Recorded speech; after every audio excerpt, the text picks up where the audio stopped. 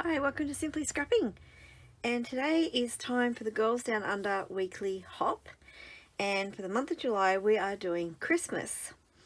And this is a photo of myself, I know, a very big, take that out, no, and my family, and we have our plates of food in front of us. We're ready to have our Christmas lunch. I always do a baked meal on Christmas lunch, and we're out on the back patio. As you can see, we all have shorts and short sleeve shirts on because it's always really hot. So I think this was, Christmas 2018, or possibly later year, I'm not sure. But it's probably 30 something degrees Celsius, and we've got a fan on the ceiling above the table. We would have had that on full pelt because it's stinking hot. But we have to have our traditional baked lunch, even in the stinking heat. But anyway, so that's the photo. Now I've just got random embellishments that I pulled from my colour boxes.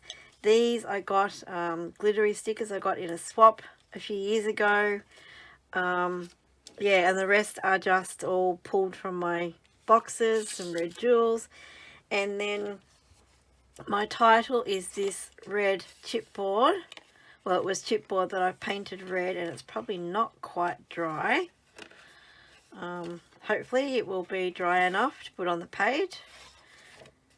And yeah, so that was just chipboard from Scrap FX. Now I do believe if you're looking for Scrap FX chipboard, a little while ago she had the business up for sale. I'm not sure if she's actually sold it or not, or if anyone's taken it over, but there's lots of places now that do chipboard. When she first started doing them, there was hardly anyone who did the chipboard headings or embellishments and stuff like that. So I just painted it with red acrylic paint, and hopefully it's dry enough to put on the page. So anyway, let's get this page started.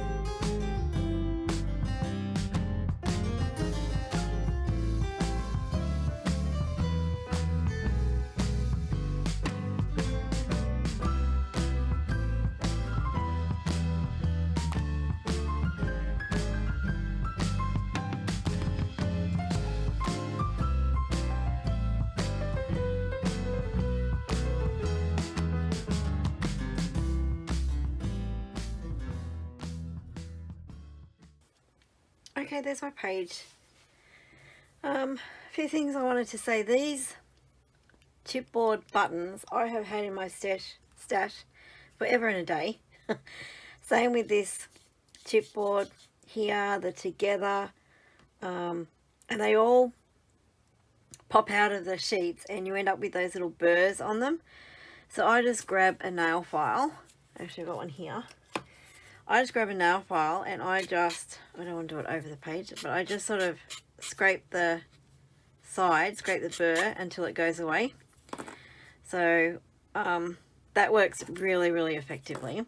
And then because these have the holes for the buttons, I didn't want to have to put twine through all the holes or anything through the holes. So when I adhere them on with the double-sided tape, I put the tape over the button holes so that those bits will stay in and not come out. What else? These little pieces, oh, I don't know if I still have them. They're just from here, little, I think they were meant to be like little envelopes or something from a card kit or something at one stage, and that red bit was just on the end here, so I just cut it off and used it as a tucking piece. Same with the holly, that sheet of little holly leaves, that was from a kit I never used, so I just thought, well, let's add them, and I used the whole sheet, so that worked out really well. What else? Oh, the frame. I don't know if you noticed, when I turned it over to put it on the layout, I already had tape on the back of it, and you could see just the red around the edges. I didn't have enough red, and I went to my scraps. I didn't want to start a whole new 12 by 12 piece of red cardstock just to back my photo. So I found a piece that was probably 4.5 by 4 or something like that, and I just cut strips off it, so they go from like here to here, and I cut them like 1 inch wide. So then I glued a strip on there, and then a strip from, where's the join, from here to here or something, and then I cut 2 more to glue from here down, and you really can't see where I've put the joins. There's a join there, but unless someone points it out, you're never going to know that I have joined that with, like, I've made that mat with pieces glued together at the back. So I'm hoping that makes sense. I meant to mention that before I started, but totally forgot, you know, brain's always mush. Yeah, so there it is. This piece as well, it's a really thin paper. It's one-sided Doodlebug 2006, but I still really like it. Like, it's really pretty, and it's the right colours. So I just cut off, I'm pretty sure that's a 3-inch strip, and if I had a ruler handy I could measure it. And no, I tell a lie, it's a 4-inch strip, 4 by 12, and just pop that on the side. And when I do that, I like to leave a little bit of the backing sheet to the left hand side. I think it just adds a nice little finishing edge, so that's why I always do that. And then this is, I have no idea, I threw the border strip away because there was nothing on it on the back, but yeah, doesn't matter. There you go. Make sure that you check out sorry, the playlist below. Gosh, for everyone else playing along from the Girls Down Under with our Christmas in July theme this month. If you have any questions about anything I've used, any technique I've done, anything at all, then please comment below. If you've liked this page, give me the thumbs up. If you're not already a subscriber, please consider subscribing and hitting that notify bell so you know when my next video comes out. And thank you so much for watching, and have a scrap happy day. Bye bye.